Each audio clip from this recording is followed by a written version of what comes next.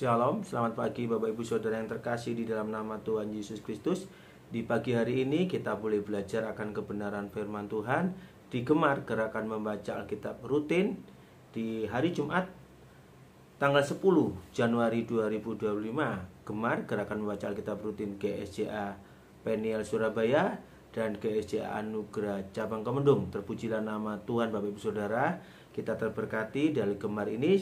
Sama-sama kita membuka di dalam 2 Raja-Raja pasal 11 Bapak Ibu Saudara, pasal 11 sampai ayat yang ke-12 Bapak Ibu Saudara ya.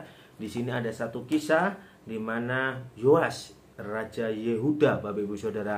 Kalau kita mau pelajari di sini Bapak Ibu Saudara baca di dalam pasal 11 sampai 12, ini adalah kisah Yoas. Nah, Bapak Ibu Saudara, dalam nama Tuhan Yesus, Yoas kalau dalam bahasa Ibrani-nya itu artinya Yoas, artinya Yahweh telah menolong Bapak Ibu Saudara ya. Arti nama Yoas yaitu Yahweh telah menolong. Nah, Bapak Ibu Saudara, dari Yoas ini mempunyai ayah yaitu Ahazia, yaitu Raja Yehuda. Bapak Ibu Saudara, di situ ada satu kisah di mana Yoas ini diselamatkan Bapak Ibu Saudara saat masih bayi. Bapak Ibu Saudara, Yoas menjadi satu-satunya keturunan Daud yang selamat dari pembantaian Atalia ya Bapak Ibu Saudara. Di situ ada pembantaian yang luar biasa, tetapi Yoas ini diselamatkan Bapak Ibu Saudara ya.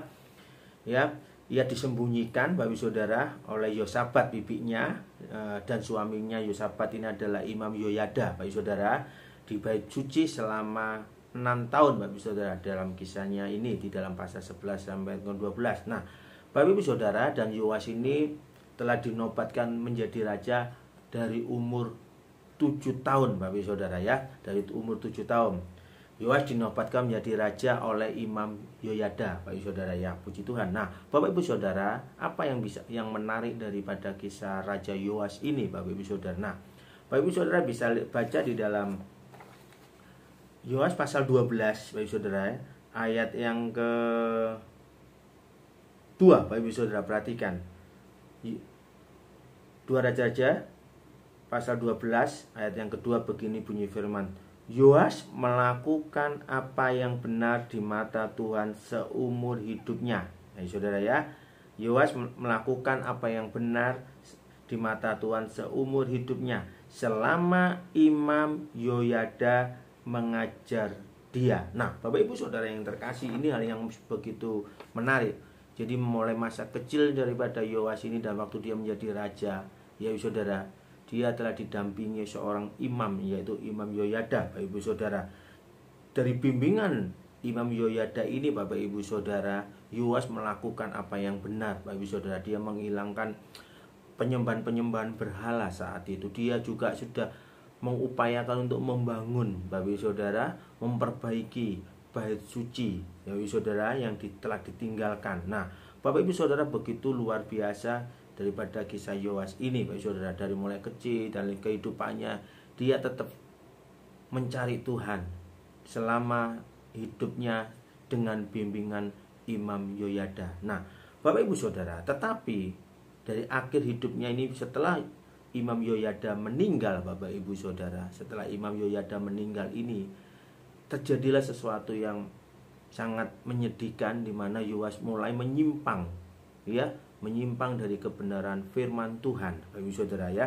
Kalau Bapak Ibu Saudara kita baca Bapak Ibu Saudara ya, kalau di 2 Tawari Bapak Ibu Saudara ya, di 2 Tawari 24 ya, ayat 15 sampai ayat 22 Bapak Ibu Saudara, di situ dikisahkan di mana di saat Yoas menyimpang dari kebenaran firman Tuhan Bapak Ibu Saudara, sewaktu dia diingatkan oleh anaknya Yoyada yaitu Zakaria Bapak Ibu Saudara, apa yang dilakukan Yoas? Dia melakukan hal yang jahat. Dia membunuh Zakaria, anak Yoyada, Bapak Ibu Saudara, yang telah menegurnya. Nah, Bapak Ibu Saudara, di saat dia sudah mulai menyimpang dan melakukan sesuatu yang jahat Bapak Ibu Saudara, akhirnya apa yang dialami daripada Yoas itu adalah dia akan mengalami kekalahan Bapak Ibu Saudara.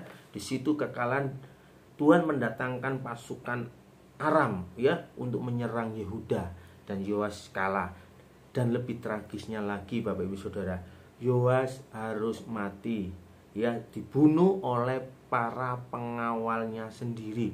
Bayangkan Bapak Ibu Saudara, satu hal yang sangat tragis daripada hal ini. Nah, Bapak Ibu Saudara, kalau kita mulai belajar apa sih yang bisa kita ambil daripada kisah Yoas ini Bapak Ibu Saudara. Nah, Bapak Ibu Saudara, kehidupan kita Bapak Ibu Saudara yang sangat penting dalam perjalanan iman kita, dibutuhkan, diperlukan ya bimbingan ya Bapak Ibu Saudara. Di saat Bapak Ibu Saudara dibimbing ya oleh para hamba-hamba Tuhan untuk Bapak Ibu Saudara, kerohanian Bapak Ibu Saudara untuk semakin bertumbuh, jangan pernah menolak Bapak Ibu Saudara ya.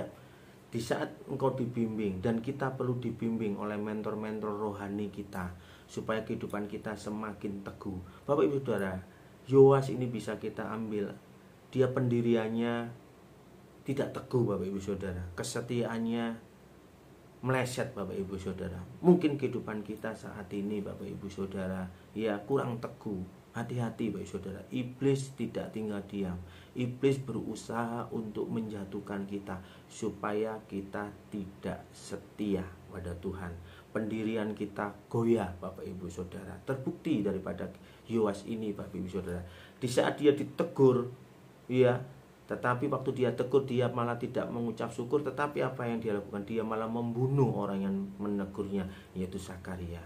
Begitu juga kita. Kalau iman kita Bapak Ibu Saudara, kehidupan kita sedang ditegur oleh firman Tuhan, mungkin melalui hamba-hamba Tuhan, mungkin yang menegur itu Bapak Ibu Saudara, mungkin suami kita, istri kita, anak kita, siapapun juga kita,